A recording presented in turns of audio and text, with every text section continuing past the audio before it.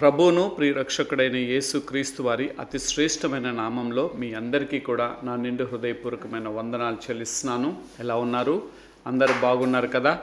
దేవుని యొక్క మహా గొప్ప కృపా భాగ్యతను బట్టి మరి యొక్క పరిశుద్ధ దినంన దేవుని యొక్క వాక్యాన్ని ఈ లైవ్ ద్వారా మనం కలుసుకోవడానికి దేవుడు తన కృపా భాగ్యతను మన జీవితంలో ఆయన అనుగ్రహించి ఉన్నాడు.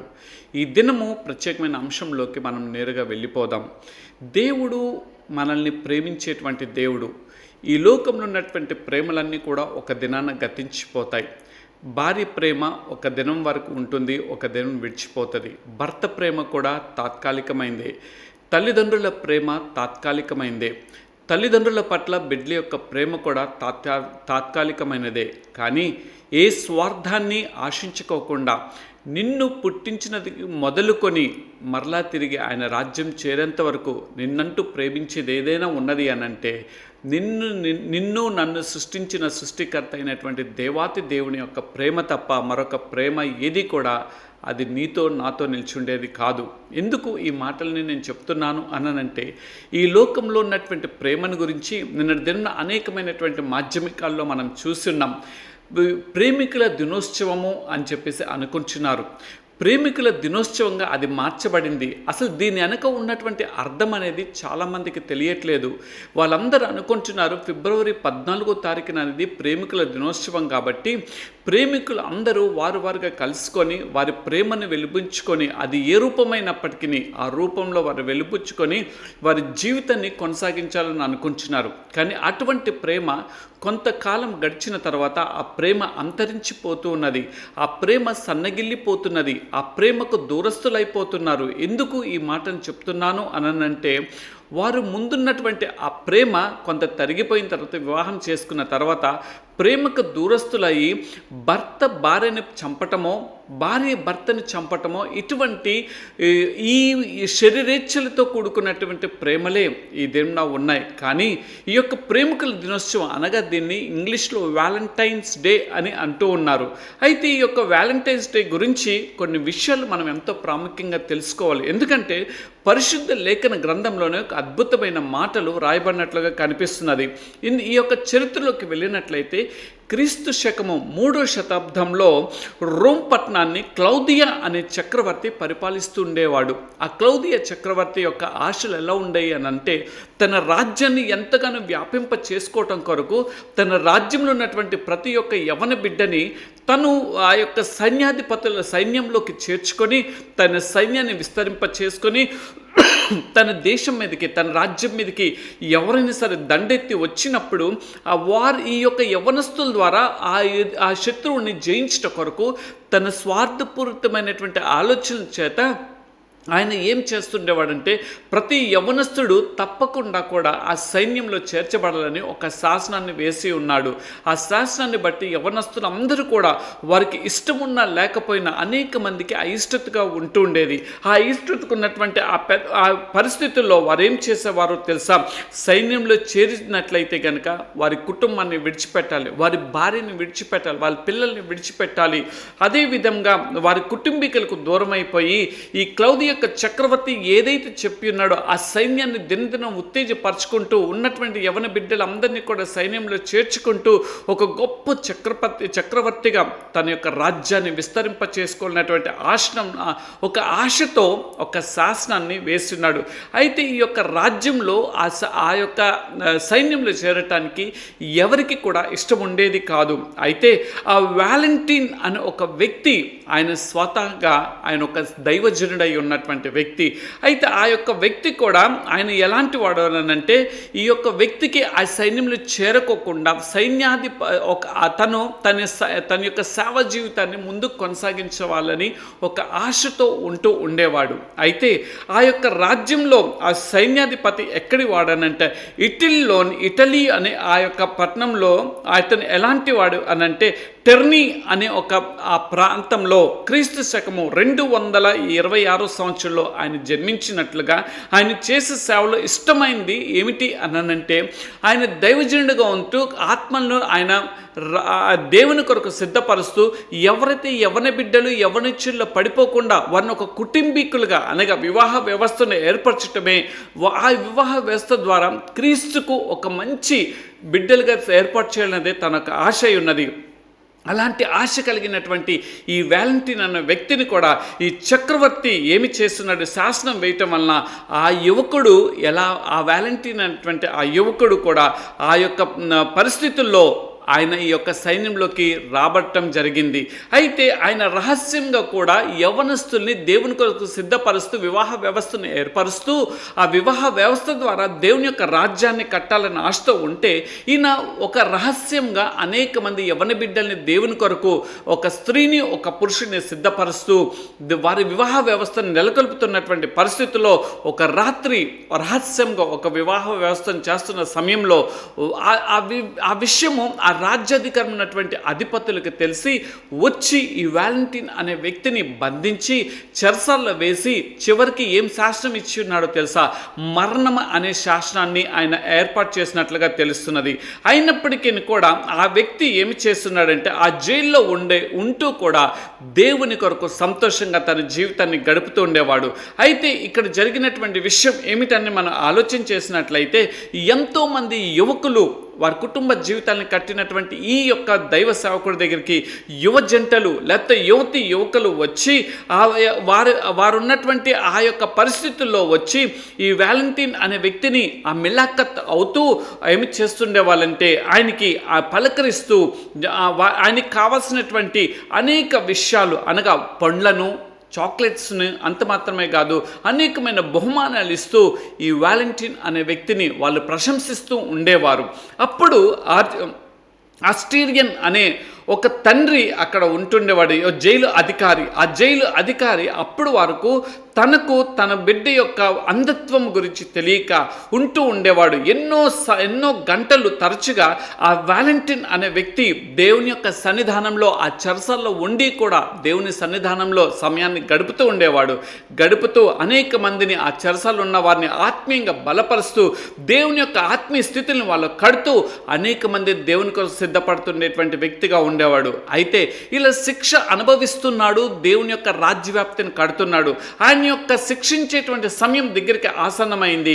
ఆ సమయంలో ఆస్ట్రేలియన్ అనే ఒక జైలు అధికారి యొక్క కుమార్తె, ఆమె అందురాలైనప్పటికీ కూడా ఈ యొక్క భక్తుడు, ఈ యొక్క దేవుని సేవకుడు తన దగ్గరికి వచ్చి మిలాఖత్ అయినప్పుడు, అంటే తనని కలుసుకున్నప్పుడు, చెరసాల్లో ఉన్నప్పుడు కలుసుకున్నప్పుడు ఆ వ్యక్తి చేసినటువంటి ప్రార్థన అనగా ఈ వ్యాలంటీన్ అనే వ్యక్తి చేసినటువంటి ప్రార్థన ద్వారా ఆమె అంధత్వము తొలగించబడి ఆమె చూపును పొందుకున్నట్లుగా తెలుస్తున్నది.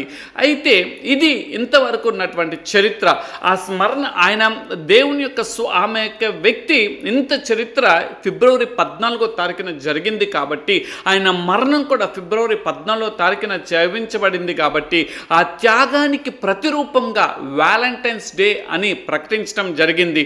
అయితే దీన్ని మర్చిపోయి అనేక మంది ఈ దిన ఏమి చేస్తున్నారంటే సేవకుని యొక్క సేవ జీవితము ఆయన త్యాగపూరితాన్ని మర్చిపోయి ఈ దినము దాన్ని ఎలా మార్చివేస్తున్నారంటే వారి యొక్క యువకులు వారి యొక్క శరీర కోరికలు నెరవేర్చుకోవటం కొరకు వారు ఏదో వారికి ఉన్నటువంటి వ్యామోహము చేత ప్రేమ అనేది ఒకటి అక్కడ ట్యాగ్ని తగిలించి ఈ దినము ప్రేమికుల రోజుగా చేసుకుంటున్నారు. అయితే ఈ ఒక్క దినం నేను చెప్పవలసిన మాట ఏమిటనంటే ఇది నేను ప్రేమిస్తున్నాను అనే మాట ఈ దినం యాదృచ్ఛికంగా మార్చబడింది. ఈ మాటను మనోళ్ళు ఎలా మార్చారు అనంటే ప్రేమికుల రోజుగా దాన్ని మార్చి వారి సొంత ఇష్టానుసారమైనటువంటి కార్యములు జరిగించడం కోసం నేను ఒక వ్యాలంటీన్గా ఉన్నాను అని చెప్తూ అపవిత్రపరిచేటువంటి దినంగా అయింది. కానీ ఈ యొక్క దినాన్ని ఆయన అనేకమైనటువంటి ఆత్మలను దేవుని కొరకు సిద్ధపరిచినటువంటి దైవజనుడిగా ఆ వ్యాలంటీన్ అనే వ్యక్తి ఉన్నట్లుగా తెలుస్తున్నది. అయితే యెషయా గ్రంథము 43వ అధ్యాయము 4వ వచనంలో ఒక మాట, అద్భుతమైన మాట మనకు అక్కడ కనిపిస్తుంది. రండి చూద్దాం. Let us come to the Isaiah 43rd chapter 4th verse, నీవు నా దృష్టికి ప్రియుడు అయినందున గనుడవైతివి, నేను నిన్ను ప్రేమించుచున్నాను గనుక నీకు ప్రతిగా మనుషులను అప్పగించుచున్నాను, నీ ప్రాణమునకు ప్రతిగా జనములను అప్పగించుచున్నాను. ఎంత వండర్ఫుల్ వర్డ్! ప్రేమ అనేది నిన్ను నన్ను సృష్టించిన సృష్టికర్త అయినటువంటి దేవుడే ఈ పరిశుద్ధ లేఖన గ్రంథంలో ఆ వాలంటీన్ వ్యక్తి కంటే కూడా ముందుగా నీవు నేను రూపింపబడకముందే ఆయన ప్రేమను గురించి నిర్వచనాన్ని ఇక్కడ చెప్తున్నాడు. ఇక్కడ గమనించినట్లయితే ఈ మాటలో ఒక అద్భుతమైన నేను నిన్ను ప్రేమించుచున్నాను అని యెహోవా దేవుడే మనతో మొదటిగా చెప్పినట్లుగా కనిపిస్తున్నది. అయితే ఈ మాటలను గమనించుకుందాం. నీవు నా దృష్టికి, ఎవరి దృష్టికి? నీ ప్రియురాలి దృష్టికి కాదు, నీ ప్రియుడి యొక్క దృష్టికి కాదు. నిన్ను నిర్మించిన, నిన్ను సృజించిన, నిన్ను ఆకారంలో సృష్టించుకున్న నిర్మాణకుడైనటువంటి దేవాతి దేవుడు చెప్తున్నటువంటి మాట ఏమిటో తెలుసా? నా దృష్టికి ప్రియుడు అయినందున you became a lover to me అని అంటున్నాడు. నువ్వు నా దృష్టికి ఒక ప్రేమికుడిగా అయిపోయావు కాబట్టి నిన్ను ఒక గనుడిగా మార్చాలని, నేను ఒక గనుమైనటువంటి పరిస్థితిలో ఉంచాలని ఎలా తెలుసా? తర్వాత నేను నిన్ను గనుక ప్రతి వానికి మనుషులను అప్పగించుచున్నాను. ప్రేమ దేని కొరకనంటే దేవుని రాజ్య వ్యాప్తి కొరకు దేవుడు ప్రేమ స్వరూపిగా ఆయన అవతరించున్నాడు. నిన్ను కూడా ప్రేమగా నిర్మించున్నాడు. నిన్ను కూడా ప్రేమను కనపరిచే వ్యక్తిగా ఉండాలని కోరుకుంటున్నాడు. నిన్ను కూడా ప్రేమకు ప్రతిరూపంగా ఈ లోకంలో ఉండాలని ఆయన కోరుకుంటున్నాడు తప్ప నిన్ను ఏదో ఈ లోకంలో నీకున్నటువంటి ఐహిక విచారముల చేత కానీ, లేకపోతే నీ యొక్క మనసులో పుడుతున్నటువంటి ఈ లస్ట్ అనగా కామకత్వంతో వ్యామోహంతో పుడుతున్నటువంటి ఆశల ద్వారా కానీ వాటిని నెరవేర్చడం కొరకు నువ్వు ప్రేమిస్తున్నాను అని చెప్పడం కాదు. నువ్వు ప్రేమిస్తున్నానని నీ భర్తకు చెప్పడంలో తప్పులేదు. నేను నిన్ను ప్రేమిస్తున్నాను నీ భార్యకు నువ్వు చెప్పడంలో తప్పులేదు. లేకపోతే నీ బిడ్డలకు నువ్వు ప్రేమిస్తున్నానని చెప్పడంలో తప్పులేదు. లేకపోతే నీ తల్లిదండ్రులను నువ్వు ప్రేమిస్తున్నానని చెప్పడంలో తప్పులేదు. లేకపోతే నీ తోబుట్టులను నువ్వు ప్రేమిస్తున్నానని చెప్పడంలో తప్పులేదు. కానీ ఈ ప్రేమలో ఉన్నటువంటి మాధుర్యతలో ఉన్నటువంటి విషయాలు ఏమిటో తెలుసా? నీవు దేవునికి అప్పగించే వ్యక్తిగా ఉంటున్నావా? దేవుని కొరకు ఆత్మలను కట్టే వ్యక్తిగా ఉంటున్నావా? ఈ వ్యాలంటైన్ అనే వ్యక్తి తన యొక్క మార్గము ద్వారా, తను ఎంచుకున్నటువంటి మార్గం ద్వారా పాపం అనే లోక భూయిష్టత నుండి తప్పించి దేవుని యొక్క సామ్రాజ్యాన్ని కట్టుకోవటం, దేవుని ఇచ్చినటువంటి ఆత్మను తిరిగి దేవునికి అప్పగించటం కొరకు ఆయన తన జీవితము మరణశిక్ష వచ్చే సమయం వచ్చినప్పటికీ కూడా ఆయన విడిచిపెట్టుకోకుండా చేసింది ఏమిటో తెలుసా? ప్రేమ అనే తాత్పర్యతను మనుషుల పట్ల, యువతి యువకులు ప్రత్యేకంగా ఈ యొక్క అంశాన్ని తీసుకొని ఆయన త్యాగపూరితంగా తన మరణ దినోత్సవాన్ని ప్రకటించినట్లుగా ఉన్నది. అయితే ఈ దినము ఈ యొక్క మానవుని దృష్టిలో ప్రేమకు విలువ ఎలా అయిపోయిందో తెలుసా? ప్రేమ అంటే రెండు మనసుల కలయిక అనేది ఒకటి అనుకుంటున్నారు. ప్రేమ అంటే అది ఒక తీయటి జ్ఞాపిక అని అనుకుంటున్నారు. ప్రేమ అంటే అది ఒక మధురానుభూతి అని అనుకుంటున్నారు. ప్రేమ అంటే అది ఒక నమ్మకం అని అనుకుంటున్నారు. ఈ దినంలో ఈ మాటలు ఇంతకు ముందు అనేక మంది కవులు అనేక విధాలుగా ఈ మాటలు రాసి ఉన్నాడు. కానీ ఈ దినము ప్రేమ అనేది రెండు మనసుల కలయికగా కాకుండా శరీరం యొక్క కలయికగా మారిపోయింది. ఒక తీయటి అనుభూతిగా బదులుగా ఒక కోపోద్రేకానికి, ఒక జీవితాన్ని నాశనం చేసేటువంటి పరిస్థితులుగా అయిపోయింది. ఈ ప్రేమ ఎలాంటిది అయిపోయిందో తెలుసా? ఒక మధురానుభూతిగా ఉండవలసింది బదులుగా ఒక చేదైనటువంటి విషపు వలయంగా ఈ ప్రేమ మార్చబడింది. ఆఖరిగా ఒక నమ్మకంగా ఉండవలసినటువంటి ఆ ప్రేమ ఈ దినం ఎలా అయిపోయిందో తెలుసా? అది నిన్ను ప్రేరేపించి మర్చిపోయేటట్లుగా చేసేదిగా ఉంటుంది. కానీ ప్రేమ అంటే ఏమిటో తెలుసా? నిన్ను ప్రేరేపించి నీ ప్రేమ ద్వారా నువ్వు దేవుణ్ణి మర్చిపోకుండా ఉండుటే నిజమైనటువంటి ప్రేమ. ఇటువంటి వేదాంత ధోరణి నుండి మానవుడు ఈ దినంన ఎలా అయిపోయాడో తెలుసా? ప్రేమని గ్రుడ్డిగా మార్చేస్తున్నాడు. ఎందుకో తెలుసా? ప్రేమకు విలువ లేనివాడిగా చేసేస్తున్నాడు. రెండోది, ప్రేమ అనేది చెవిటిగా అయిపోయింది.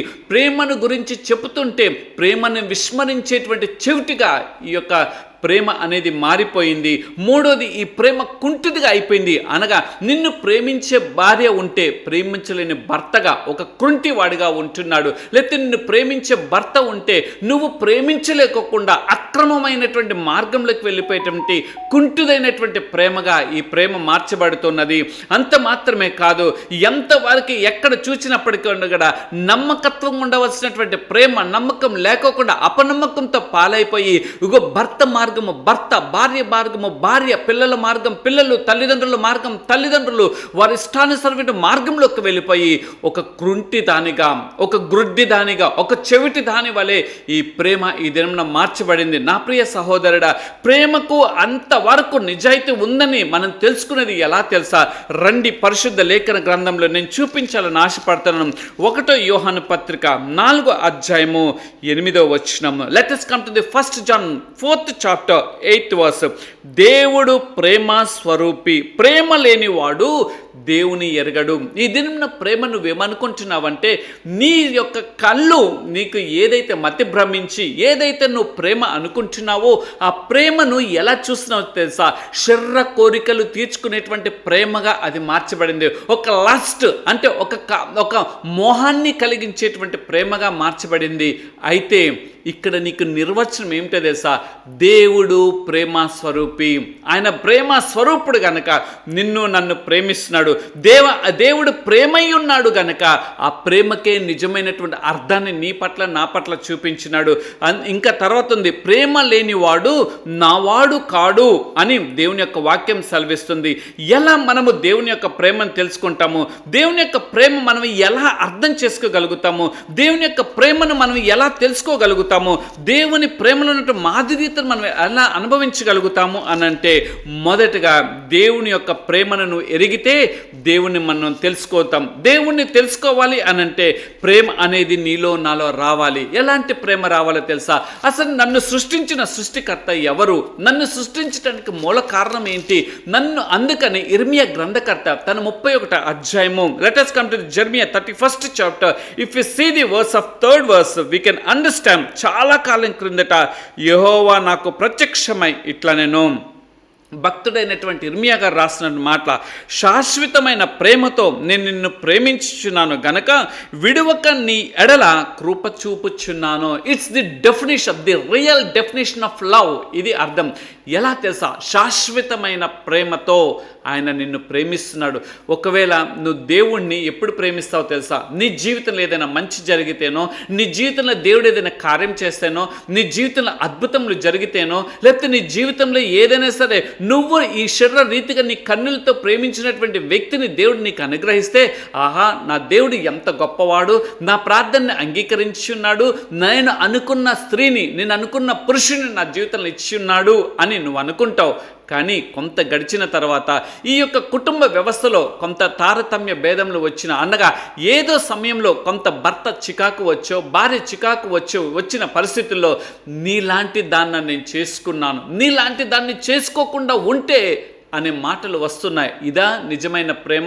ఆ దినం నువ్వు ఒక వ్యాలంటైన్ డే నాన్న, ఇదిగో నా ప్రేమ ఇది చిహ్నము, నేనే నీకు పర్ఫెక్ట్ వ్యాలంటైన్ అని నువ్వు చెప్పి ఉన్నావు. కానీ వాట్ అబౌట్ దట్ వర్డ్? ఆ పదము గురించి ఈ దినం ఏం చెప్తున్నావు? ఈ దినం నీ ప్రేమ ఎలా అయిపోయిందో తెలుసా? అది తాత్కాలికమైనటువంటి ప్రేమగా మార్చబడింది. కానీ నా దేవుడు, నిన్ను సృష్టించిన సృష్టికర్త అయినటువంటి దేవుడు ఈ లోకనంతటిని నీ కొరకు సృష్టించి ఉన్నాడు. ఎందుకో తెలుసా? నిన్ను ఎంతగా ప్రేమిస్తున్నాడో తెలుసా? నీకు గాలి కావాలి బ్రతకటానికి, నీకు నీళ్లు కావాలి బ్రతకటానికి, నీకు తినటానికి తిండి కావాలి, నీకు కావాల్సిన వనరులు సమకూర్చబడాలి అని చెప్పి నిన్ను సృష్టించక ముందే సర్వ సృష్టిని కూడా శూన్యంగా ఉన్నదాన్ని మనం ఆదికాండం 1వ అధ్యాయంలో చూసినట్లయితే మనకు అక్కడ కనిపిస్తుంది. ఆయన సమస్తాన్ని చేసి, ఇదిగో నా బిడ్డని నేను చేయబోతున్నాను, నా కుమారుని నేను చేయబోతున్నాను, కాబట్టి ప్రతిది కూడా నా కుమారుడికి మంచిగా ఉండాలి, ఇది నా కుమారుడికి శ్రేష్టకరంగా ఉండాలని చెప్పి అన్నిటిని మంచిగాని నిన్ను ప్రేమించాడు. కాబట్టి ఆ ప్రేమమూర్తి అయినటువంటి దేవుడు అన్నిటినీ ప్రేమగా నీ కొరకు నా కొరకు సృష్టించిన తర్వాతే 6వ దినం 5 దినములు ఆయన సర్వాన్ని నీ కొరకు నా కొరకు సృష్టించి ఉన్నాడు. 6వ దినం నిన్ను నన్ను చేసి ఉన్నాడు. ఇది నువ్వు గుర్తెరుగుతున్నావా? అందుకనే భక్తుడు ఇక్కడ రాస్తున్నాడు, ఇర్మియా గ్రంథకర్త 31:1-3 రాస్తున్నాడు. ఏమిటో తెలుసా? శాశ్వతమైన ప్రేమతో నీవు నన్ను ప్రేమించుచున్నావు కనుక విడువక నా పట్ల మీ కృప చూపుతున్నాం. This is the perfect definition of love. ఇది పర్ఫెక్ట్గా ప్రేమకు ప్రతిరూపంగా కనిపిస్తుంది. ఆయన కృప ఉన్నది అని నువ్వు గుర్తెరుగుతున్నావా? మన జీవితంలో ఎన్ని తప్పిదాలు మనం చేస్తుంటాం, మన జీవితంలో ఎన్ని దేవునికి ఆయాస్కరమైన క్రియలు చేస్తుంటాం, మన జీవితంలో ఎన్నో విధాలుగా దేవుని దుఃఖపరుస్తుంటాం, ఎన్నో విధాలుగా దేవుని మనం వేదన పరుస్తుంటాము. మన క్రియల ద్వారా అవ్వచ్చు, మన పాపముల ద్వారా అవ్వచ్చు, మన దోషముల ద్వారా అవ్వచ్చు, మన అబద్ధపు జీవితం ద్వారా అవ్వచ్చు, లేకపోతే మన మోసపూరితమైనటువంటి జీవితం ద్వారా అవ్వచ్చు. కానీ ఆయన గనుక కోపిస్తే మన బ్రతుకు ఏమైపోతుంది? ఆయన గనుక ఒక్కసారి మనం శపిస్తే మన బ్రతుకు ఏమైపోతుంది? కానీ ఆయన మనల్ని కోపించట్లేదు, ఆయన మనల్ని శపించట్లేదు. నా కుమారుడు, నా కుమార్తె, ఈ క్షణం కాకపోతే మరొక క్షణం, ఈ దినం కాకపోతే మరొక దినము, ఈ గడియ కాకపోతే మరొక గడియ అని ఆయన ఇంకను ఆయన కృప అనే ప్రేమ మన మీద ఉండబట్టి ఆయన నీ పట్ల నా పట్ల కృప చూపిస్తూనే ఉన్నాడు. అందుకనే యోహాను సువార్త 3:16 let us come to the John 3rd chapter 16th verse. If we see, we can understand the love of God. దేవుడు లోకంను ఎంతో ప్రేమించెను కాగా ఆయన తన అద్వితీయమైన కుమారునిగా, దేవుడు సృష్టించిన సృష్టికర్త అక్కడితో మానవుడు ఇంకను కూడా దేవుణ్ణి ఆయాసపరుస్తుంటే, ఆయన అంత కృప కనికరంలో ప్రేమను మానవుడి పట్ల చూపిస్తుంటే మానవుడు ఏమి చేస్తున్నాడు తెలుసా? ఇంకను కూడా ఆయన ప్రేమను గుర్తెరగకుండా గురుడ్డివాడైపోయాడు, దేవునికి ఆస్కారమైన క్రియలు చేసేవాడైపోయాడు, దేవుని దుఃఖపరిచేవాడుగా అయిపోయాడు, దేవుణ్ణి శోధించేవాడుగా అయిపోయాడు, దేవుని యొక్క ఆత్మను ఘోషించేవాడుగా అయిపోయాడు. అందుకనే ఇంకా ఆయన ప్రేమ వెళ్ళిపోయిందో తెలుసండి, ఆయన ప్రేమ ఎలా మార్చబడిందో తెలుసండి. ఆయన కుమారుణ్ణి నీ కొరకు నా కొరకు ఈ లోకానికి పంపించినట్లుగా ఈ యొక్క మాటల ద్వారా అర్థమవుతుంది. చూడండి, ఆ ప్రతి ఒక్క నశింపక ఎందు నిమిత్తం తన కుమారుని పంపించాడు తెలుసా? నశించిపోతున్న తన యొక్క ప్రాణాత్మతో కలిగినటువంటి కుమారుడు కుమార్తె నశించిపోతున్నాడని. అందుకని లూకా సువార్త 19:10 ఉంటుంది కదా, నశించిన దాన్ని వెతికి రక్షించుటకు తన కుమారుడైనటువంటి యేసు క్రీస్తు వారు ఈ లోకానికి వచ్చినట్లుగా అక్కడ కనిపిస్తున్నది. ఆ ప్రేమను గుర్తెరుగుతున్నావా? ఈ దిన ఏదో ఈ తాత్కాలిక సంవత్సరానికి ఒక దినమును వచ్చేటువంటి ఆ ఫిబ్రవరి 14 అది ప్రేమ అని అనుకుంటున్నావా? కాదు కాదు. నిన్ను నిర్మించి నిర్మాణకుడి యొక్క ప్రేమను ప్రతి దినం నీ జీవితంలో అనుభవిస్తున్నావా? ఆయన నిన్ను ఎంతగా ప్రేమిస్తున్నాడో తెలుసా? నువ్వు నశించిపోకుండా నీ కొరకు నా కొరకు నిత్య జీవాన్ని ప్రసరించట కొరకు మనుష్య రీతిగా, అంటే శరీర రక్త మాంసంలో కలిగినటువంటి వాణిగా తన కుమారుని ఈ లోకంలోకి పంపించి ఈ లోకంలో మన కొరకు మనం ఏ విధంగా జీవించగలమో, పరిశుద్ధతగా ఏ విధంగా పవిత్రంగా జీవించగలమో మాదిరికరమైనటువంటి జీవితాన్ని నీ కొరకు నా కొరకు ఆయన చూపించి ఆయన బలియాగమైనాడే. అంత ప్రేమ నీ పట్ల చూపిస్తున్నాడు. ఇది కాదా నిజమైన ప్రేమ? ఈ లోకంలో ఉన్నటువంటి ప్రేమలే నిజమైనటువంటి ప్రేమ అనుకుంటున్నావా? ఈ లోకంలో ఉన్నటువంటి ప్రేమ నిన్ను మోసం చేసేటువంటిదే. అందుకనే ముందుగానే చెప్పున్నాను కదా, ఈ ప్రేమలు కాదు అని నేను అన్ను. కానీ నిన్ను ప్రేమిస్తున్నటువంటి ప్రేమికుడు గొప్పవాడని తెలుసుకో. ఆయన ప్రేమ ఎలాంటి గొప్పదో తెలుసా? విడువక నీ పట్ల కృప చూపిస్తున్నటువంటి ప్రేమ అనేది విషయాన్ని తెలుసుకో. అందుకనే దైవజనుడైనటువంటి పౌలు గారు రోమీలకు రాసిన పత్రిక 5వ అధ్యాయంలో కూడా ఒక మాట అక్కడ రాస్తున్నాడు. 8వ వచనంలో రాస్తున్నాడు. చూద్దాం రండి. Let us come to Romans 5th chapter 8th verse. అయితే దేవుడు మన ఎడల తన ప్రేమను వెల్లడిపరుచుచున్నాడు. ఎట్లనగా మనం ఇంకనూ పాపులమై ఉండగానే క్రీస్తు మన కొరకు చనిపోయెను. ఎలా ప్రేమిస్తున్నాడు తెలుసండి? తన ఏకైక కుమారుడే, ఆయనే బలియాగం అయ్యేంతగా ప్రేమగా నిన్ను ప్రేమిస్తున్నాడు. నిజంగా నీ భర్త నీకు కష్ట సమయం వచ్చినప్పుడు, ఇదిగో నా జీవితాన్ని నీకు ఇచ్చేస్తా, నేను చచ్చిపోయినా పర్లేదు అని అంటే కాదు కాదు. భర్త ఏమంటాడు తెలుసా? ఈమె చనిపోతే ఇంకొక వ్యక్తిని నేను మ్యారేజ్ చేసుకోవచ్చు, ఇంకొక వ్యక్తిని నేను వివాహం ఆడవచ్చు. లేకపోతే నీ భార్య ఏమంటుందో తెలుసా? వీడు చనిపోతే ఇంకొక వ్యక్తి నేను వివాహం చేసుకోవచ్చు అని ఈ దినంలోనే ఒక భర్త ఉండగానే వేరొక భార్య వేరొక వ్యక్తిని చేర్చుకోవటం, లేకపోతే ఒక భార్య ఉండగానే వేరొక వ్యక్తిని చేర్చుకునేటువంటి ఈ యొక్క లస్ట్ అనగా కామకత్వంతో మోహంతో కూడుకున్నటువంటి ప్రేమలే ఈ లోకంలో ఈ భూమి మీద చిగురిస్తూనే ఉన్నాయి. చిగురించడమే కాదు, అది ఒక వృక్షాలుగా మార్చబడినట్లుగా తెలుస్తున్నది. నా ప్రియ సహోదరుడా, ఈ మాటల ద్వారా మనకు అర్థమవుతున్నది ఏంటి తెలుసా? మనము ఆయన ప్రేమ ఎలాంటిదే తెలుసా? ఇంకను మనము పాపులమై ఉండగానే, మనం పాపంలో ఉండగానే తన కుమారుడైనటువంటి యేసు క్రీస్తు ద్వారా నీ కొరకు నా కొరకు తన ప్రేమను చూపించినాడు. అందుకనే ఎలా తెలుసా, ఆయన ప్రేమను చూపించడమే కాదు కానీ ఇదే let us come to the Romans 5th chapter 1st verse. If we see, we can understand the meaning of the love. ఏంటో తెలుసా, కాబట్టి విశ్వాసం వలన మనము నీతిమంతులుగా తీర్చబడి మన ప్రభువైన యేసు క్రీస్తు ద్వారా దేవునితో సమాధానం కలిగి. ఎందుకు ఆయన నీ కొరకు నా కొరకు తన జీవితాన్ని అప్పగించడానికి వచ్చిన్నాడో తెలుసా, నిన్ను నన్ను ఆయన ఇచ్చేటువంటి విశ్వాసతలో బలపరచట కొరకు, ప్రేమ అనే విశ్వాసంలో నువ్వు బలపరచట కొరకు ఆయన చెప్పినటువంటి ఆ యొక్క ఆత్మఫలంలో మొదటిదిగా ప్రారంభించబడుతుంది. దేనితో తెలుసా, ప్రేమతో ప్రారంభించబడుతుంది. ఆ ప్రేమే ఈ దినం మనలో కరువైపోయింది. ఏదో తాత్కాలికమైన ప్రేమ కొరకు, ఇదిగో నీ భార్యను ప్రేమించవద్దని నేను అన్ను, నీ భర్తను ప్రేమించవద్దని నేను అన్ను, నీ తల్లిదండ్రులను ప్రేమించవద్దని నేను అన్ను, లేకపోతే నీ తోబుట్టులను ప్రేమించవద్దని నేను అన్ను, నీ ఇరుగు పొరుగు వారిని ప్రేమించవద్దు అని నేను అన్ను. కానీ ఈ ప్రేమలన్నీ కూడా స్వార్థపూరితంతో కూడుకున్నాయే. కానీ నీ కొరకు నా కొరకు ప్రాణం పెట్టి తిరిగి లేచినటువంటి యేసుక్రీస్తు వారు అదేవిధంగా తన ఆకారంలో నిన్ను నన్ను చిక్కుకున్నటువంటి ఆ దేవాతి దేవుని యొక్క ప్రేమే నిత్యము నిల్చుండేది. దేని కొరకు తెలుసా, నిన్ను నన్ను మనం పాపులమై ఉండగానే నిత్య రాజ్యంలో నీవు నేను చేర్చుట కొరకే, నిన్ను ఒక నీతిమంతుడిగా తీర్చుట కొరకే, నిన్ను ఒక పరిశుద్ధుడిగా చేయుట కొరకే, నీకు ఒక పవిత్రమైన జీవితాన్ని అనుగ్రహించుట కొరకే తన కుమారుని ఈ లోకంలోకి పంపించినట్లుగా మనకు అర్థమవుతుంది. అందుకనే చదవబడినటువంటి 1 యోహాను పత్రిక, let us come to the 1 John 4th chapter 9th verse. మనం ఆయన ద్వారా జీవించినట్లు దేవుడు తన అద్వితీయమైన కుమారుని లోకంలోకి పంపెను. దీనివల్ల దేవుడు మన యందుంచిన ప్రేమ ప్రత్యక్షపరచబడను. ఆయన నీ పట్ల నా పట్ల ఉన్నటువంటి ప్రేమ ఈ మాట ద్వారా మనకు ప్రత్యక్షత ఎలా తెలుసా, ఆయన ప్రాణాన్ని మన కొరకు అర్పించడం ద్వారా ఆయన ప్రత్యక్షపరచుకున్నాడండి. ఆయన దేవాతి దేవుని యొక్క కుమారుడై ఉండి కూడా నీ కొరకు నా కొరకు ఒక దీనునిగా వచ్చినాడు. ఎలా తెలుసా, ఒక దిక్కులేనటువంటి పరిస్థితుల్లో ఆయన జీవనము కొనసాగించబడింది. నీవు నేను ఎక్కడ కూడా దిక్కులేని వారికి ఈ లోకంలోకి రాలేదు. తల్లి గర్భంలో నుండి వచ్చినప్పుడు ఆసుపత్రుల్లోనే, ఆ ఆసుపత్రుల్లో కూడా అది ఎలాంటి తెలుసా, ఒక చిన్న ఆసుపత్రి అవ్వచ్చు, లేకపోతే ఒక ప్యాలెస్తో కట్టబడినటువంటి ఆసుపత్రి అవ్వచ్చు, లేకపోతే నీ ఇంట్లోనే ఒక పెద్ద హాస్పిటల్ని ఎక్విప్మెంట్ని సమకూర్చుకున్నటువంటి నువ్వు హాస్పిటల్ అయి ఉండవచ్చు. కానీ నీ కొరకు నా కొరకు ఈ లోకానికి ఎత్తించినటువంటి లోకరక్షకుడైనటువంటి యేసుక్రీస్తు వారు ఒక పశువుల పాకలో ఆయన ఉద్భవించినట్లుగా తెలుస్తున్నది. ఎంతగా ఆయన తగ్గింపుతో కూడుకున్నటువంటి ప్రేమను నీ పట్ల నా పట్ల చూపించినాడు. అయితే నువ్వు ఆ ప్రేమను కనుగొంటున్నావా, ఆ ప్రేమను నువ్వు తెలుసుకుంటున్నావా, ఆ ప్రేమలో ఉన్నటువంటి మిగుడమైన సత్యాన్ని నువ్వు తెలుసుకొని ఆ ప్రేమకు ప్రతిరూపంగా జీవిస్తున్నావా, లేకపోతే దేవుణ్ణి దుఃఖపరిచేటువంటి ప్రేమను నువ్వు కనపరుస్తున్నావా?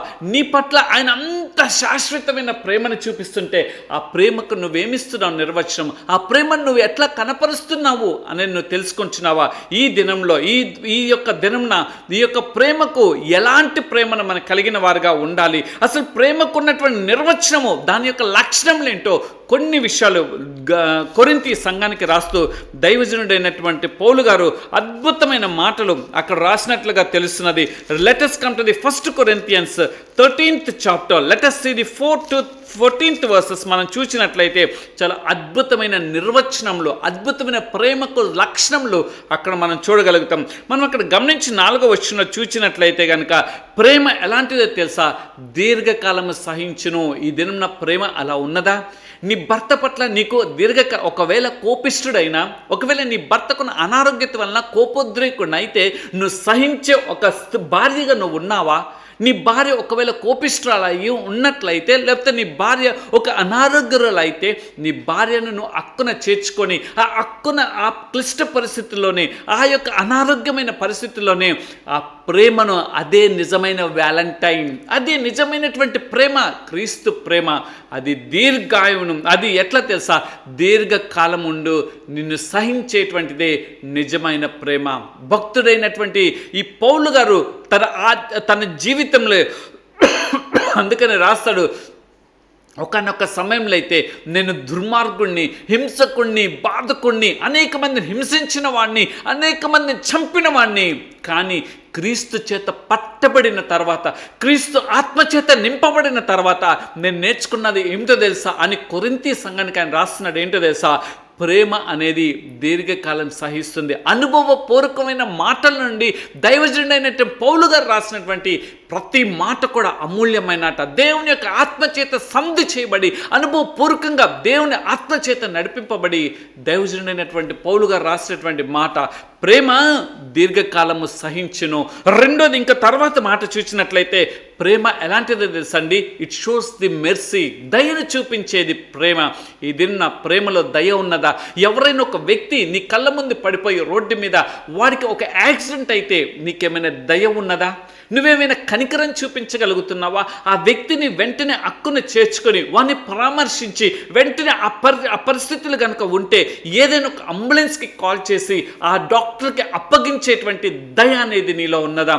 ప్రతి వ్యక్తి అనుకుంటున్నది ఏంటో తెలుసా, ఈ దిన దయ అనేది కొరవిడిపోయి అయ్యో అక్కడికి వెళ్తే నేను శ్రమలో పడతానేమో, అక్కడికి ఆ పరిస్థితుల్లోకి వెళ్తే రేపొద్దున పోలీసు శాఖ వారు లేకపోతే న్యాయ శాఖ వారు నన్ను పిలిచి సాక్ష్యాన్ని చెప్పమంటే నేను కోర్టుల చుట్టూ తిరగాలా అని అనుకుంటున్నారు. నీకు ఒక మాట చెప్పాలని ఇష్టపడుతున్నాను, నువ్వు నిజమైన హృదయపూర్వకంగా నువ్వు సేవ చెయ్యి, నువ్వు దయను పొందుకుంటావు. నా జీవితంలో ఎక్కడైనా సరే ప్రమాదాలు జరిగినప్పుడు వెంటనే నా కార్ని ఆపో, నా బండిని ఆపో, ఆ వ్యక్తి దగ్గరికి వెళ్ళి మొదటగా ఆ వ్యక్తి ఉన్న పరిస్థితులను బట్టి వెంటనే 108 అంబులెన్స్కి చేయటమో, లేకపోతే అక్కడే ఒక ఆటో ఉంటే ఆటో ఎక్కించి ఆ హాస్పిటల్కి చేర్చటమో. ఎందుకో తెలుసా, మనం చేసే ఆ చిన్న పని ఒక జీవితాన్ని ఇచ్చిన వారుగా అవుతాం. ఆ చూపించే ఒక చిన్న దయ ఆ ప్రేమను వెల్లడిపరిచిన వారుగా అవుతాము. నువ్వు చేసేటువంటి ఆ ప్రేమ నువ్వు ప్రేరేపితం చేయబడి మైపరిచిపోకుండా ఉండేటువంటిదిగా ఉండాలనంటే నువ్వు దయ చూపించే వాడిగా నువ్వు ఉండాలి. ఈ దినము ఈ దయ అనేది ఎంతో లోపించింది. ఈ దయ అనేది మానవుడికి ఎంతగానో కొరవడిపోయిందని చెప్పక తప్పట్లేదు. మూడోదిగా ప్రేమ ఎలాంటిదో తెలుసండి, మత్సరపడదు. అది దాంట్లో కుళ్ళుండదండి, కుతంత్రం ఉండదండి. ఇదిగో ఆమె నన్ను ఇంతగా ప్రేమిస్తుంటే నేను ఇంకా ఒక స్టెప్ ఎక్కువగా ప్రేమించాలి, అతడు నన్ను ఇంతగా ప్రేమిస్తున్నాడంటే నా భర్తను ఒక మించినటువంటి ప్రేమను నేను చూపించాలి అనేది ప్రేమ కోరుకుంటుంది. అది మత్సరత ఉండదు.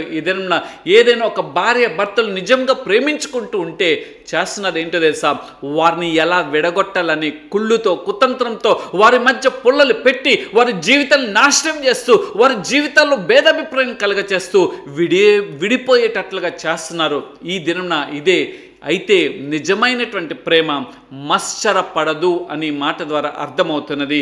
అంత మాత్రమే కాదండి, ప్రేమ ఎలాంటిదో దేశం తర్వాత ఉంది. ప్రేమ డంబముగా ప్రవర్తించదు, గర్వముతో కూడుకున్నటువంటి. నేను కాకపోతే నీకు ఎవడు అని అంటావు, నేను కాకపోతే నీకు ఎవత్తివే అని నువ్వు కట్టుకున్నటువంటి భార్యను ఆ దినం వ్యాలంటైన్ డే అయితే అమ్మా అని నువ్వు పిలిచావు, ఆ దినం అయితే నేను నీ వ్యాలంటైన్ని అని నువ్వు చెప్పావు, ఆ దినం అయితే కనుక ఇదిగో నేను చచ్చిపోయేంత నిన్ను ప్రేమిస్తాను అని చెప్పావు. కానీ ఈ దినం ఏమి చేస్తున్నావు తెలుసా, డంబంగా మాట్లాడతావు. నేను కాకపోతే అనే మాట, నువ్వు కాకపోతే ఇంకొక వ్యక్తి అయితే ఆ వ్యక్తి పరిస్థితుల్లో కూడా ఇటువంటిది వస్తే నువ్వు కాకపోతే ఇంకొకటి అని అంటావా, నువ్వు కాకపోతే ఇంకొకడు అని నువ్వు అంటావా? కాదు, ఎక్కడ కలిగి ఉన్నావో దాన్నే గట్టిగా పట్టుకు. అనుభవపూర్వకమైనటువంటి నా జీవిత ఘటనల నుండి ఈ మాటలు నేను చెప్తున్నాను. ఎందుకో తెలుసా, డంబంగా ప్రవర్తించుట కుటుంబ విచ్ఛిన్నానికి కారణమవుతుంది. డంబంగా ప్రవర్తించుట దేవుని యొక్క నామాన్ని అబాసుపాలు చేసిన వాడిగా అవుతావు. డంబంగా ప్రవర్తించుట దేవుని యొక్క సాక్ష్యాన్ని పోగొట్టినటువంటి ఒక భ్రష్టకరమైనటువంటి జీవితాన్ని నువ్వు కనపరిచినటువంటి వాడిగా అవుతావు. కాబట్టి డంబముగా మనం ప్రవర్తించే వారిగా వద్దు. నీకన్నా నీ భార్య గొప్పదని అనుకో, నీకన్నా నీ భర్త గొప్పదనుకో, నీకన్నా నీ బిడ్డల్ని ఎందుకో తెలుసా, నీ కుమారుడు నీ కుమార్తె దేవుని యొక్క సృష్టిలోని భాగం కారా? వారిని ఎంత గర్వంగా మాట్లాడుతుంటావు. నీ భార్య నీకు ఇచ్చినటువంటి సాటైన సహాయం కాదా? ఆ దినం నా 10 మంది ముందు నిలబడి నువ్వు ప్రమాణం చేసావు కదా, నా కష్టాల యందు నా శ్రమల యందు నాకు కలిగిన దాని యందు నిన్ను గౌరవపరుస్తాను, నిన్ను ప్రేమిస్తాను అని అన్నావు కదా. ఈ దినం ఏమైపోయింది ఆ ప్రేమ?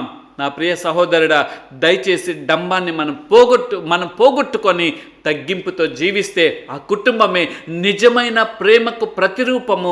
యేసు క్రీస్తు వారి యొక్క సిలువకు ప్రత్యక్ష సాక్ష్యము. నిన్ను సృష్టించిన సృష్టికర్త అయినటువంటి దేవాతి దేవునికి ఒక సాక్షార్థమైనటువంటి కుటుంబంగా, ఒక సాక్షార్థమైన వ్యక్తిగత జీవితంగా నీ జీవితం ఉంటుంది. ఇంకా తర్వాత చూసినట్లయితే ప్రేమ ఉప్పొంగదు. ఏంటో మనం దాదాపుగా చాలా ఆవేశపూరితమైనటువంటిది. ఎలా తెలుసా? ఇదిగో ఇంతగా నిన్ను ప్రేమించేస్తున్నాను, ఇంతగా నిన్ను ప్రేమించేస్తున్నాను, ఇంతగా నిన్ను ప్రేమిస్తున్నాను అని చెప్పి ఏదో ఉప్పొంగిపోతూ ప్రేమను కనపరుస్తాం. కొంత నడిచిన తర్వాత నువ్వు ఎంత చులకనగా మాట్లాడుతావు. నిజమైన ప్రేమ అది ఉప్పొంగదు. అది నీ మనసులో పెట్టుకొని ఈ క్రీస్తు యేసునకు కలిగినటువంటి ఆ ప్రేమను నువ్వు ఇతరుల పట్ల కనపరిచేటువంటి వ్యక్తిగా ఉంటావు. ఇదేనా ఉప్పొంగేటువంటి ప్రేమను నువ్వు చూపిస్తున్నావా? వద్దు, అది తాత్కాలికమైనదే. కానీ శాశ్వతమైన ప్రేమ ఎప్పుడు కూడా ఉప్పొంగదు. అది డంబంగా మాట్లాడదు, అది మత్సరపడదు, అది దయను చూపనిగా ఉండదు. అది ఎలా తెలుసా? దీర్ఘకాలంగా నీతో ఉండేటువంటిది నిజమైనటువంటి క్రీస్తు యేసుని కలిగినటువంటి ప్రేమ అని మనం తెలుసుకుంటాం. అంత మాత్రమే కాదు, ఇంకా ఈ 13 అధ్యాయము 1 Corinthians 13 chapter, if we go through the 4 to 13 verses, we can understand the true love of God, not only love of God, what the characteristics we must have in our life that it's showing. ఇంకా తర్వాత చూసిన తొందరగా చెప్పుకొని వెళ్తాను. ప్రేమ అమర్యాదగా నడవదు. నువ్వు మర్యాదగా నడుస్తున్నావా, అమర్యాదగా నడుస్తున్నావా? నీకు నిజమైన ప్రేమ ఉన్నట్లయితే దేవుడు చెప్పినటువంటి మార్గం ఏంటి? యెహోవా యందు భయభక్తులు కలిగి ఉండుట జ్ఞానమునకు మూలము అని ఒక చోట ఉన్నదే. యెహోవా యందు భయభక్తులు కలిగి ఉండుట నిత్య జీవము. అది జీవాన్ని ఇచ్చేటువంటిగా ఉంటుంది. ఎక్కడ తెలుసా? నువ్వు ప్రేమను, క్రీస్తు ప్రేమను గుర్తెరిగినప్పుడు, నిన్ను నిర్మించిన నిర్మాణకుడి యొక్క ప్రేమను గుర్తెరిగినప్పుడు నువ్వు ఎలా ఉంటావో తెలుసా? నువ్వు అమర్యాదగా నడుచుకోవు, మర్యాదగా ఉంటావు. అందుకనే ఒక మాట సామెత గ్రంథకర్త అక్కడ రాస్తూ ఉంటాడు కదా, నీ తండ్రి యొక్క ఆజ్ఞను, నీ తల్లి యొక్క ఉపదేశము. తండ్రి యొక్క ఆజ్ఞను పాటించే బిడ్డలుగా ఈ దినం మన బిడ్డలు ఉంటున్నారా? కారకులు ఎవరు? మనం పాటించలేదు కాబట్టి మన బిడ్డలు పాటించట్లేదు. తల్లి ఉపదేశిస్తుంటే బిడ్డలకి కోపోద్రేకులు అయిపోతున్నారు. తల్లి మాట వినలేకపోతున్నారు, కోపోద్రేకులు అయిపోతున్నారు. ఆ కోపం ఎలా వెళ్ళిపోతుందో తెలుసా? చిన్న వయసులోనే వాళ్ళకి అది ఒక బ్లడ్ ప్రెషర్లోకి వెళ్ళిపోతున్నది, తర్వాత ఒక డయాబెటిక్లోకి వెళ్ళిపోతున్నారు, తర్వాత ఒక క్యాన్సర్లోకి వెళ్ళిపోతున్నారు. ఎందుకో ఈ లక్షణాలన్నీ అదిగో మత్సరం అనేది వాళ్ళు వచ్చేస్తుంది, వాళ్ళ కుళ్ళు కుతంత్రం ఉంటుంది, డంబం అనేది వచ్చేస్తుంది, అమర్యాదగా నడుచుకోవటం అనేది వస్తుంది. కాబట్టి వారి జీవితంలో అనారోగ్యతకి కారకులు అవుతున్నారు. ఈ మాటలు వింటున్న నా ప్రియ సహోదరుడా, నా ప్రియమైన సహోదరి, నువ్వు ప్రేమతో దేవుడు నీకు నాకు ఉపదేశిస్తున్నప్పుడు ఈ ప్రేమను మనం గుర్తిద్దాం. ఇంకా చూసినట్లయితే ప్రేమ స్వప్రయోజనం విచారించుకొనదు. ఇంకా ప్రేమ త్వరగా కోపపడదు. ఇదేమన్నా ప్రేమించాము కాబట్టి కోపం ఉంటుంది అనేటువంటి వారిని అనేక మందిని తిరుగుతుంటాం కాబట్టి చూస్తూ ఉంటాం. ప్రేమ ఉంటే కోపం ఉంటే ప్రేమ ఉన్నది అని అంటారు. కానీ నా పరిశుద్ధ లేఖన గ్రంథం, నేను ప్రకటిస్తున్నటువంటి జీవ గ్రంథం ఏం చెప్తుందో తెలుసా? నీలో ప్రేమ ఉంటే, క్రీస్తు ప్రేమను కలిగిన వాడిగా ఉంటే, క్రీస్తు ప్రేమను ఎరిగిన వాడిగా ఉంటే కోపం అనేది రాదు. ఇది ప్రతి ఒక్కరం కూడా స్వప్రయోజనం మనము అంతటిగా మనం ఆలోచన చేసుకోవాల్సిన వారిగా ఉండాలి. ఎలా తెలుసా? ప్రేమ ఉంటే ఒకవేళ కోపం వస్తుంది. శరీర రక్త మాంసములు కలిగి మన శరీర రుగ్మతల చేత ఉంటాం కాబట్టి కోపం వస్తుంది. కానీ ఎప్పుడైతే క్రీస్తు ప్రేమను మనం గుర్తు చేసుకుంటామో, మనల్ని నిర్మించి నిర్మాణకుడి యొక్క ప్రేమను మనం గుర్తు చేసుకుంటామో, ఆ గుర్తు చేసుకున్నప్పుడు మనలో కోపం అనేది రాదు. అందరం అతీతులమేం కాదు, కానీ మనం పడుకోకుండా జాగ్రత్త పడాలనే ఈ యొక్క దినోత్సవ క్రీస్తు ప్రేమను అనే అంశం ద్వారా నీతో నాతో దేవుడు మాట్లాడుతున్నాడు. అంత మాత్రమే కాదు, కానీ ప్రేమ అపకారము మనసులో ఉంచుకొని ప్రేమ కలిగిన వాడు ఇతరులకు ఉపకారంగా ఉంటాడు, కానీ అపకారం చేసేవాడిగా ఉండడు. ఒక సహోదరుని గురించి నేను పేరైతే చెప్పను, కానీ ఆ వ్యక్తి తను తప్పిదం చేసి ఉన్నాడు. ఎదుటి వ్యక్తి ఆ తప్పిదాన్ని ఎత్తి చూపించినందుకు ఎలాగోలా వాడి జీవితంలో ఏదో ఒక నష్టాన్ని వాటిల్లింప చేయాలని చెప్పి ఆ వ్యక్తిని ఎంత భయంకరమైనటువంటి తోలన మాట్లాడుతున్నాడో తెలుసా? నా ప్రియ సహోదరుడా, నా జీవ గ్రంథం ఏం చెప్తుందో తెలుసా? ప్రేమ ఎలాంటిదే తెలుసా? ఇతరులకు అపకారం చేసేది. ఎట్లా తెలుసా? అపకారం చేసేది క్రియారూపం కాదుగా అన్నాయి. ఇంకా మాట అంటుంది తెలుసా? మనసులో కూడా అపకారం చేయాలన్న ఆలోచన విధానం అనేది నిజమైన క్రీస్తు ప్రేమను అనుభవించే వాడికి రాదు అని ఈ మాట ద్వారా మనకు అర్థమవుతున్నది. అంతేకాకుండా దుర్నీతి విషయం సంతోషపడక సత్యమునందు సంతోషించును. దుర్నీతి అనగా చెడ్డ నీతి, అంటే నీతి కానిది ప్రతి వీధి కూడా దుర్నీతి. కాబట్టి ఆ దుర్నీతిలందు సంతోష సంతోషించేవారుగా కాకుండా మనం ఎలా ఉండాలి తెలుసా? సత్యమునందు సంతోషించేవారు. సత్యము మీరు తెలుసుకుందరు, సత్యము మిమ్మల్ని స్వతంత్రులుగా చేయని దేవుని యొక్క వాక్యం సెలవిస్తుంది. ఈ దినం సత్యాన్ని గురించినటువంటి ప్రేమ నీలో ఉన్నదా? సత్యం గురించి అనుభవపూర్వకమైన పాఠాలను తెలుసుకుంటున్నావా? సత్యం గురించి నీకు ఏమి అర్థమవుతున్నది? సత్యము అనగా క్రీస్తు. ఆ క్రీస్తుని నువ్వు తెలుసుకుంటే సత్యంలో నిలబడగలుగుతావు. యేసు క్రీస్తు ప్రభువారిని వచ్చి నువ్వు రాజువా అన్నప్పుడు ఆయన సత్యంగా బాహాటంగా చెప్పే మీరు అన్నట్లే అన్నారు. ఈ దినంన కొన్నిసార్లు మనం జవాబు కూడా సరిగ్గా చెప్పలేని పరిస్థితుల్లో వారు అడుగుతున్న ప్రశ్నకు నీవు సత్యాన్ని తొలగిపోకుండా సత్యమైనటువంటి ప్రేమ విషయంలో నువ్వు చెప్పినట్లయితే వారికి అర్థమవుతుంది. అంత మాత్రమే కాదు కానీ ప్రేమ అన్నిటిని తాలుకొనును. ప్రేమ ఇంకా ఏం చేస్తుంది? అన్నిటిని నమ్ముతుంది. ప్రేమ అన్నిటిని నిరీక్షిస్తుంది. ప్రేమ అన్నిటిని ఓర్చుతుంది. ప్రేమ శాశ్వత కాలంలో ఉంటుంది. కాబట్టి ఈ యొక్క 13 విషయాలు మనం గమనించినట్లయితే ప్రేమకు యొక్క నిర్వచనాలు మనకు అర్థమవుతున్నాయి. ఇటువంటి ప్రేమ నీలో ఉన్నదా? ఇటువంటి లక్షణాలను అలవర్చుకునేవారుగా ఉండాలి తప్ప ఏదో ఈ యొక్క వ్యాలంటైన్స్ డే రోజునే ఇదిగో ప్రేమికుల దినోత్సవం కాబట్టి నా భార్యకి ఏదో ఒక 10,000 రూపాయలు పెట్టి చీర కొనుక్కు రావటమో, లేకపోతే ఒక 1,00,000 రూపాయలు పెట్టి ఏదో బంగారపు ఆర్నమెంట్ ఇవ్వటమో, లేకపోతే నువ్వు ఏదో చేయటం, అది కాదండి నిజమైన ప్రేమ. నీ యొక్క 13 లక్షణాలు నీలో ఉంటే అది నిజమైన ప్రేమ. ఆ ప్రేమే క్రీస్తు ప్రేమ. ఆ క్రీస్తు ప్రేమే నిన్ను నన్ను నిర్మించిన నిర్మాణకుడి యొక్క ప్రేమ అయి ఉన్నది. అందుకే నిశ్చయ గ్రంథకర్త 43:4 చెప్పాడు కదా, నేను నిన్ను ప్రేమించువాడనై ఉన్నాను అని అంటున్నాడు. ఆయన ప్రేమించేశాడు కాబట్టి నువ్వు నేను సజీవ లెక్కల్లో ఉన్నాం. ఒక్క విషయం చెప్పి తర్వాత అంశంలోకి వెళ్తాం. బైబిల్ గ్రంథంలో కనిపించేటువంటి కొన్ని వచనాలు చూపించి నేను ముందుకు కొనసాగిపోతాం. అయితే అది వెళ్ళే ముందుగా ఎంతోమంది ప్రేమ కలిగినటువంటి వారు, మన భార్య అవ్వచ్చు, మన భర్త అవ్వచ్చు, మన తల్లి అవ్వచ్చు, మన తండ్రి అవ్వచ్చు, మన అత్తమామలు అవ్వచ్చు, మన తోబుట్టులు అవ్వచ్చు, లేకపోతే మన ఇరుగు పొరుగు వారు అవ్వచ్చు, మన పట్ల ప్రేమ చూపించే వారిని మనం పోగొట్టుకోలేదా? 2019 నుండి 2021 అంతవరకు చూసినట్లయితే అనేక లక్షల మందిని రోడ్డు మీద పోసి తగలబెట్టినటువంటి పరిస్థితులు చూడలేదా? రోడ్డు మీద ప్రక్కన లేకపోతే ఒక శ్మశానంలోకి వెళ్ళాలంటే భయం కలిగి ఎక్కడ స్థలం దొరికితే అక్కడ పాతి పెట్టినటువంటి పరిస్థితులు మనం చూడలేదా? ఒక శవం కాలిపోతుంటే ఆ శవం మీద తీసుకెళ్ళి వేసేసి పక్క తప్పుకున్నటువంటి పరిస్థితులు మనం చూడలేదా? కానీ నా క్రీస్తు ప్రేమ, నా దేవుని ప్రేమ ఎలాంటిది తెలుసా? నిన్ను నన్ను ఇంకా ఆయన ప్రేమ ఉన్నది కాబట్టి సజీవ లెక్కల్లో మనల్ని ఇంకనూ ఈ భూమి మీద ఉంచి ఉన్నాడు. ఆయన ప్రేమను మన పట్ల చూపిస్తూనే ఉన్నాడు. కాబట్టి పరిశుద్ధ లేఖన గ్రంథంలో ప్రేమ కలిగించే నిర్వచనాలు కొన్ని చెప్పి నేను కొద్ది ముందుకు వెళ్తాను. వచనాలు సామెతల గ్రంథకర్త 10వ అధ్యాయము 12వ వచనాన్ని మనం చూసినట్లయితే ఏం చేస్తుంది తెలుసా అండి? నిజమైన ప్రేమ ఉంటే దోషములన్నిటినీ కప్పేస్తుంది అని అక్కడ కనిపిస్తుంది. ప్రేమ కలిగితే నువ్వు ఎత్తి పెట్టి చూపించవు. ప్రేమ కలిగిన వాడవైతే ఇదిగో నువ్వు ఇలాంటి దానివే, నువ్వు ఇలాంటి వాడివిరా, నీ భర్తను రాగి లేకపోతే ఇవే అని చెప్పి నీకు ప్రేమ ఉండి నీవు నీ బిడ్డల ముందు కానీ కూడా వ్యక్తిగతంగా ఉన్నప్పుడు మీరు ఏది మాట్లాడుకున్నా పర్లేదు, కానీ మీ బిడ్డల ముందు మీ భర్తని నువ్వు ఎలా పిలుస్తున్నావు? నీ బిడ్డల ముందు నీ భార్యను నువ్వు ఎలా పిలుస్తున్నావు? పేరు పెట్టి పిలిచేటువంటి పరిస్థితులు ఇదన్న చాలామంది స్త్రీలు తన భర్తని పేరు పెట్టి పిలుస్తున్నారు. ఇది కాదు అని అంటున్నారు. ప్రేమ ఉంది కాబట్టి పిలుచుకుంటున్నాము అంటే శారమ్మ తల్లికి అబ్రహాం గారి మీద ప్రేమ లేదా? నీకంటే నాకంటే కూడా గొప్ప ప్రేమికులు వాళ్ళు తెలుసా? కానీ శారమ్మ ఏమందో తెలుసా? తన భర్తని మై లార్డ్ అని అంది, నా యజమానుడా అని పిలిచింది.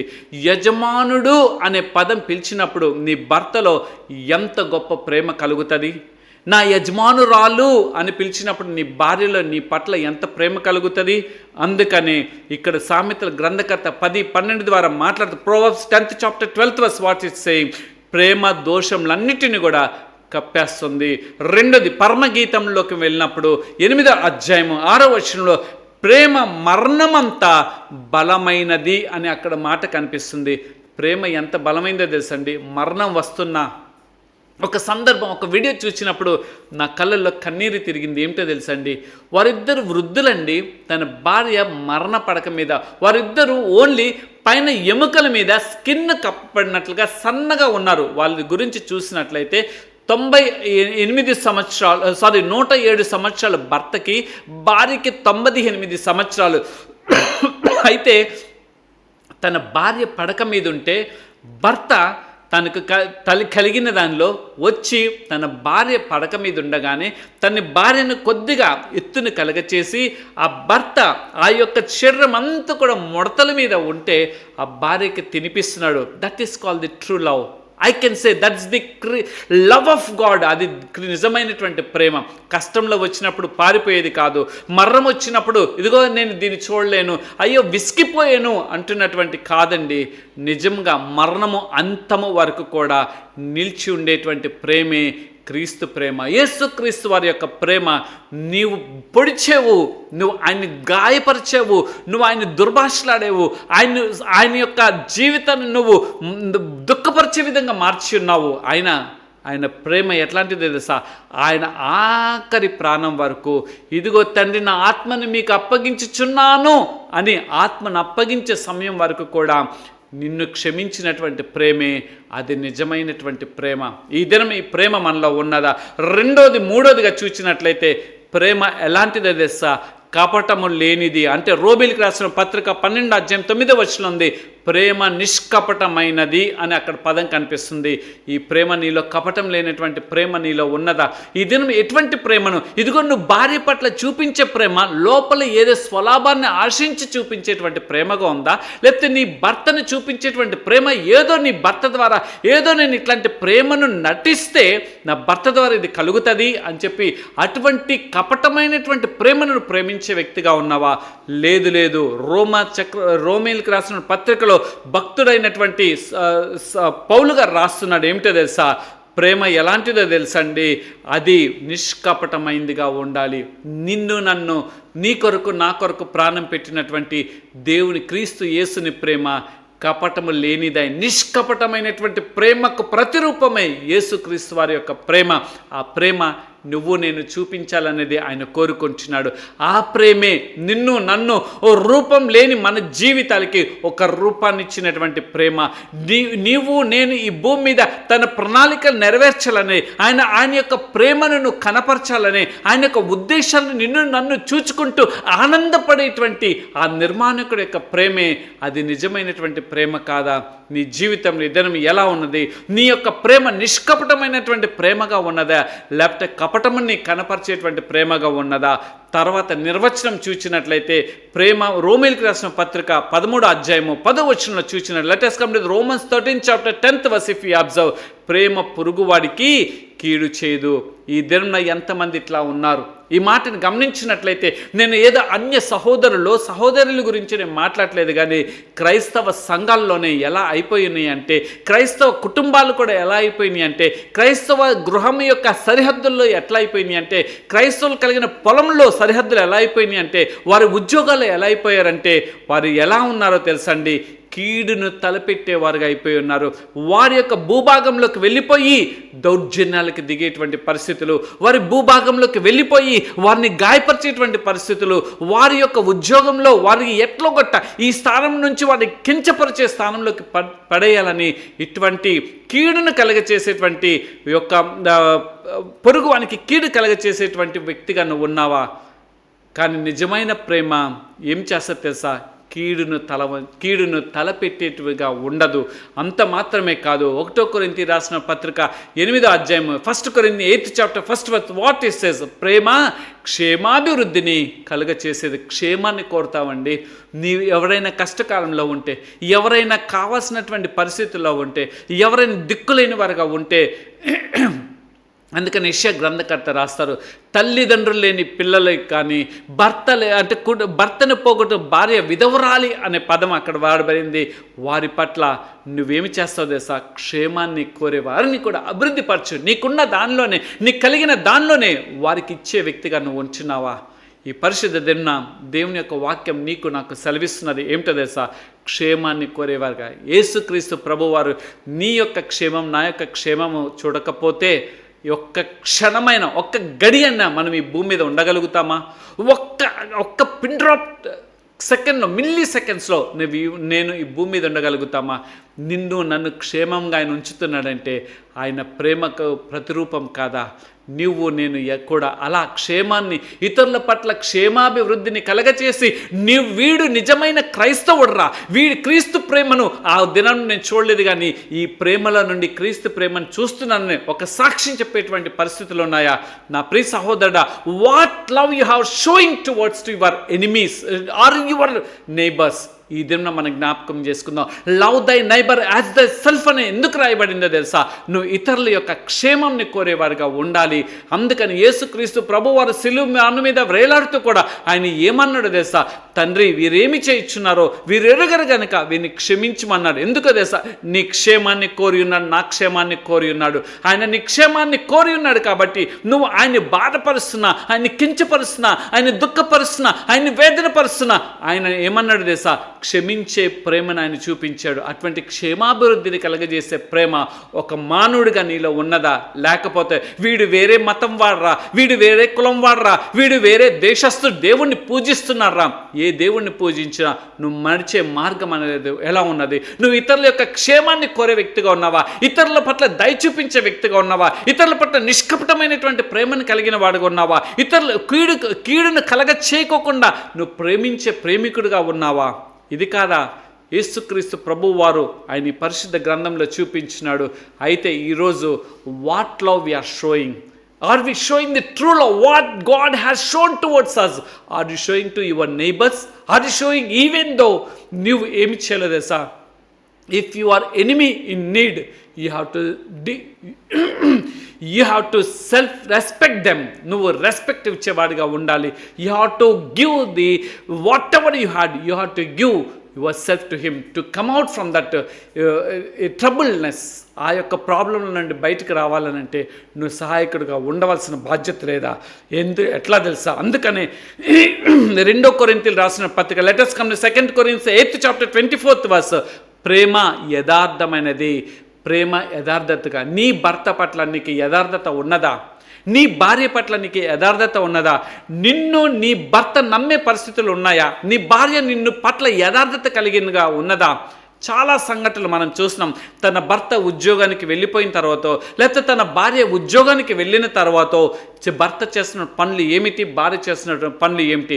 ఈ దినంన వ్యామోహముతో ఆ యొక్క శరీర అవయ భాగముల యొక్క కోరికలు నెరవేర్చట కొరకు పాపానికి పురికొల్పుతూ భర్త ఎక్కడ అడ్డుగా ఉన్నాడో, భార్య ఎక్కడ అడ్డుగా ఉంటుందని వారికి మెర్సీ కిల్లింగ్ ప్రేమ చూపిస్తూ చంపేసేటువంటి భర్త భార్యలు ఎంతమంది లేరు? ఇక్కడ యథార్థమైనటువంటి ప్రేమ యేసుక్రీస్తు వారి యొక్క ప్రేమ, యథార్థమైనటువంటి ప్రేమ, నిన్ను నన్ను సృష్టించిన సృష్టికర్త అయినటువంటి ప్రేమ. ఇదే కదా ఈ జీవ గ్రంథంలో, ఇదే కదా ఈ పరిశుద్ధ గ్రంథంలో రాయబడింది. యథార్థత కలిగినటువంటి ప్రేమను చూపించు. ఏదో నేను వాలంటీన్ అయిపోయినని నీ భార్యకు నువ్వు చెప్పవద్దు. ఇదిగో నేను నిన్ను ఎంతగా, ఇగో ఈ 13 years of in our marriage life, or 25 years of our marriage life, or 50 years of our marriage life, how much I love, whatever you ask, I am provided or not. That is not the question here. You have to show the true love which God has shown towards us. దేవుడు ఏదైతే మన పట్ల చూపించినాడో ఆ ప్రేమను మనం చూపించేవారుగా ఉన్నామా? ఇంకంత మాత్రమే కాదండి, పేతురు గారు ఒక అద్భుతమైన మాట రాస్తారు. 1 పేతురు రాసిన పత్రిక 4:8 మా ప్రేమ ఎలాంటిది తెలుసా? పాపములను కప్పేసేటువంటిది. ఒకవేళ నీ భార్య నీకు తెలియక చేసిన పాపం ఉంటే, ఒకవేళ నీ భర్త నీకు తెలియచేసిన పాపము తప్పుగానే ఉంటే నువ్వేం చేస్తావు తెలుసా? ఆ ప్రేమను ఎప్పుడైతే నీ భర్త నీ దగ్గర ఒప్పుకున్నాడో, నీ భార్య నీ దగ్గర ఒప్పుకుందో, వెంటనే కప్పేయి, దాన్ని సమాధి చేసేయి. మరలా తిరిగి జ్ఞాపకం చేసుకోవద్దు. మరలా జ్ఞాపకం చేసుకున్నావా నీ కుటుంబం విచ్ఛిన్నమైపోతుంది, నీలో అసమాధానం ఉంటుంది, నీలో కుటుంబంలో ఎక్కడ గలిబిలితో ఉంటుంది. కానీ నిజమైనటువంటి ప్రేమ, నీవు నేను చేసిన తప్పిదాలకి దేవుడు నిన్ను క్షమించాడు.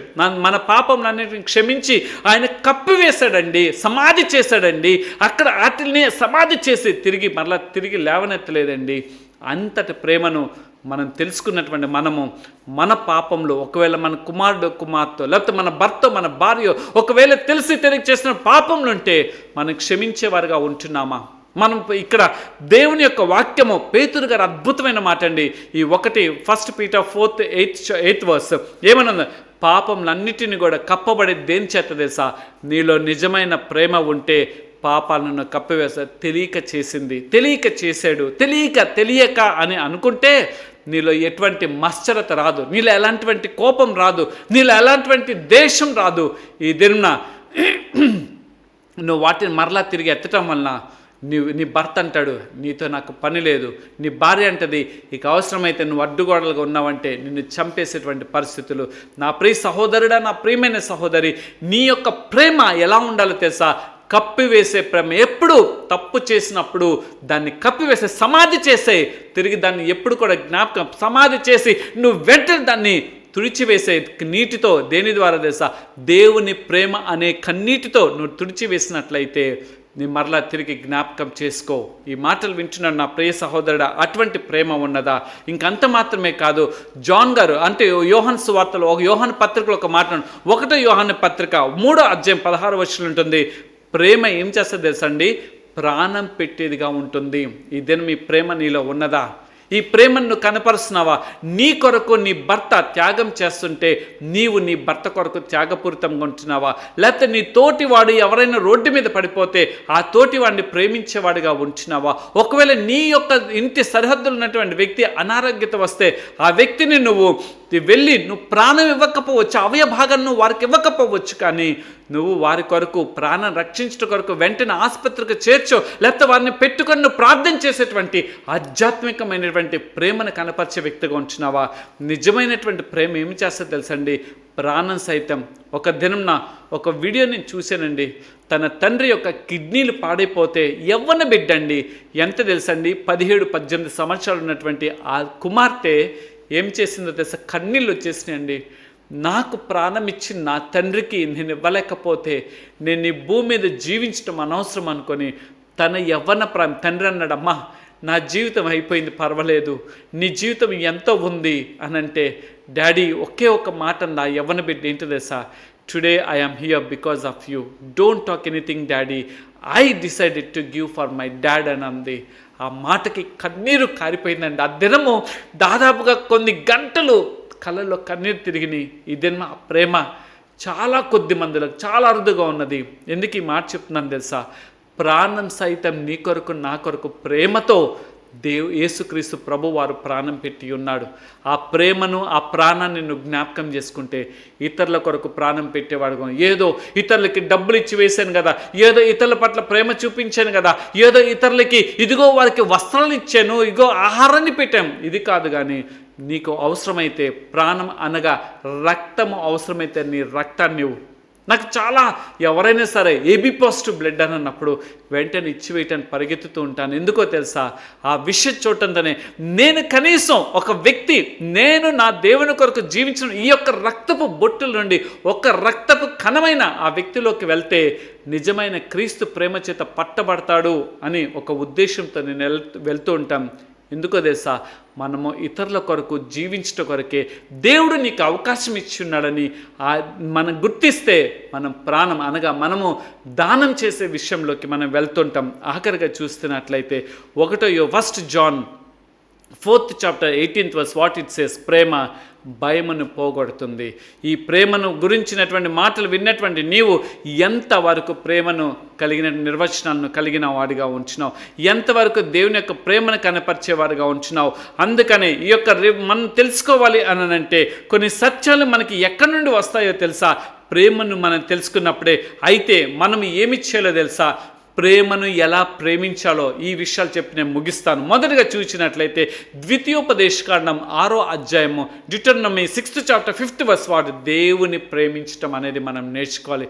First we must love the God who has created, మనల్ని సృష్టించిన సృష్టికర్త అయినటువంటి దేవుడిని ప్రేమించేవారుగా ఉండాలి. రెండోదిగా Ephesians 6th chapter 24th verse క్రీస్తుని ప్రేమించే, ఫస్ట్ ఫాదర్ సెకండ్ సన్, దేవుని క్రీస్తుని ప్రేమించే. ఎందుకో తెలుసా? నువ్వు నేను చేసిన పాపాలకి, నువ్వు నేను చేసిన అపరాధాలకి, నువ్వు చేసిన కుళ్ళు కుతంత్రాలకి, నువ్వు నేను చేసిన ద్రోహపు క్రియలకి నీ కొరకు నా కొరకు ప్రాణం పెట్టినటువంటి ఆ దేవాతి దేవునికి నీ ప్రాణం పెట్టి ఉన్నాడు కాబట్టి ఆయన ప్రేమించేవాడుగా ఉండాలి. మూడోదిగా సామెతల గ్రంథకర్త రాసినట్లుగా సామెతల గ్రంథం Proverbs 4th chapter 6th verse, if you observe, జ్ఞానమును ప్రేమించే వారికి ఉండాలి. ఈ దినం నా జ్ఞానం అనేది ఎక్కడి నుండి వస్తుంది తెలుసా? ఏదో పుస్తకాలు చదివేస్తే నేను 200 పుస్తకాలు చదివిన, 500 పుస్తకాలు చదివిన, 2000 పుస్తకాలు చదివిన, 2 లక్షల పుస్తకాలు కాదండి. వాటన్నిటిలో నుండి జ్ఞానం రాదండి. కేవలం వచ్చేది ఎందుట్లో నుండి తెలుసా?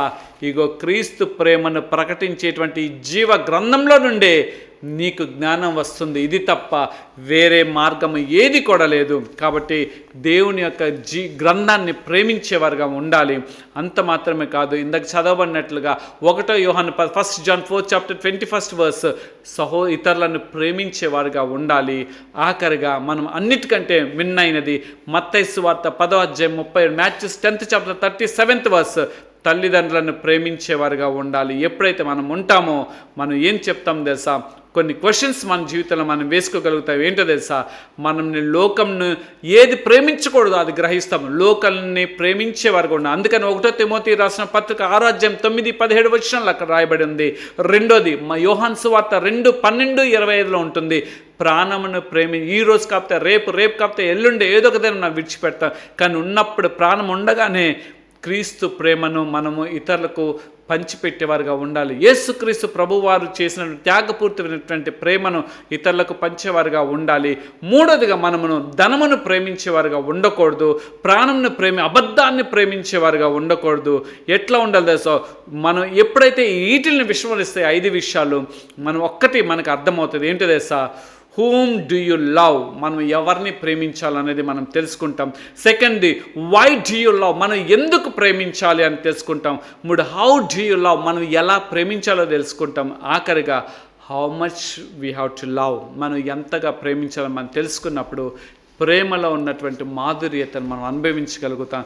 అటువంటి మహా గొప్ప కృపా భాగ్యత, అటువంటి ప్రేమ నీలో నాలో దేవుడు ప్రతిష్ఠించి ఒక ఫలము అభివృద్ధి చెందినట్లుగా మన జీవితంలో క్రీస్తు ప్రేమను అభివృద్ధి పరచబడినట్లుగా ఆ సృష్టికర్త అయినటువంటి దేవుడు ఎంతగా మనల్ని శాశ్వతమైన ప్రేమతో ప్రేమించాడో, విడువక మన పట్ల ఎట్లాంటి కృప చూపిస్తున్నాడో ఆ కృపను పొందుకునే వారుగా దేవుడు మన పట్ల తన కార్యములు చేయనట్లుగా అదే నిజమైన Valentine. That's the Valentine definition, that's the meaning of the Valentine. ఈ దినం ఈ యొక్క విలువను మీరు తెలుసుకోవాలని కోరుకుంటూ ప్రార్థన మనం చేసుకుందాం. సర్వోన్నతుడా, సర్వశక్తిమంతుడా, ఇచ్చినటువంటి వాక్యాన్ని 30 60 100 ఫలింపచేయమని, నిజమైన ప్రేమకు ప్రతిరూపం ఏంటో ఈ దినం మీరు మాకు తెలియచేస్తున్నారు.